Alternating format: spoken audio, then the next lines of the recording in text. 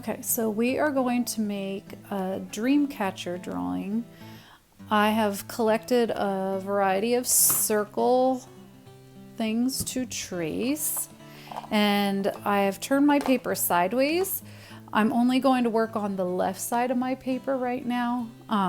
That will be the top of our dream catcher. So I'm going to place my biggest circle on the left side of my paper and kind of leave a little bit of room around the edge. And I'm going to trace it. I'm using a black crayon. You could use pencil if you wanted to, in case you're worried you'd make a mistake. Then I go to the next biggest circle. So let's see, I think it's this one. Yep. And I'm going to place that in the middle. So there's an even space all the way around it. And trace that circle. And keep going till I get to my smallest circle.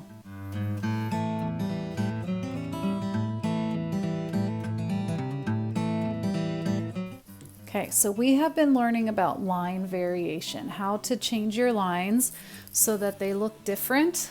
You can change their direction, you can change their thickness or their texture, or you can also use objects next to each other and your eyes will visually connect those objects to create a line. So let's do a few different things here. I think I'm just going to start, not the smallest circle, but the next area out, and just start drawing lines that go from the center to the other side.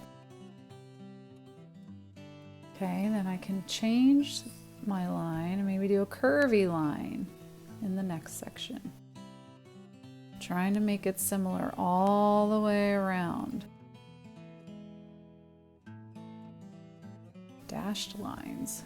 So all these little dashes connect to create a line.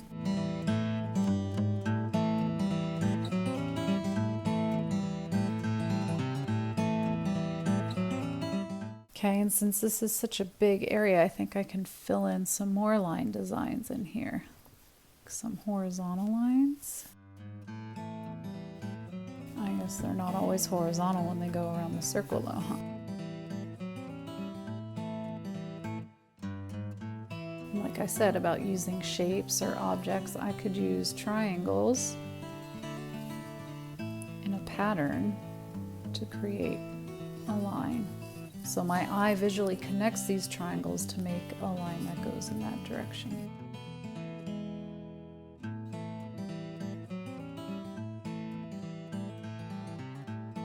Okay, but these are too far apart, so I need to add something in between them. Maybe a spiral.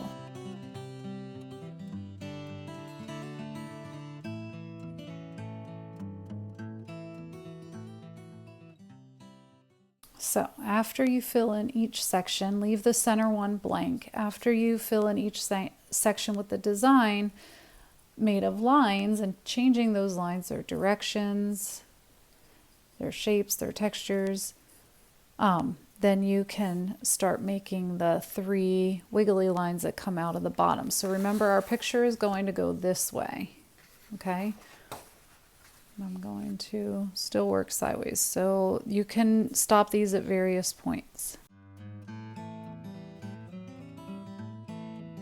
Now out of the bottom, you're going to do kind of like a curve, but also make it zigzag. And do the same on the other side.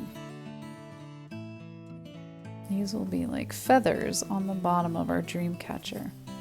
So if you don't know the story of a dream catcher, the story is people would make these out of actual string or a fishing line, and they would hang them near their bed. And at night when they dream, the good dreams would find their way through the center of the dream catcher and get to you, but all the bad dreams would get stuck on the web on the dream catcher. And in the morning when the sun would rise, the sun would kill all the bad dreams. So that's why they call it a dream catcher. In your leaves at the bottom, you could add some lines to kind of make it, not leaves, I'm sorry, feathers. You could add some diagonal lines to help it look like a feather. And there is the drawing of my dream catcher, ready to be completed.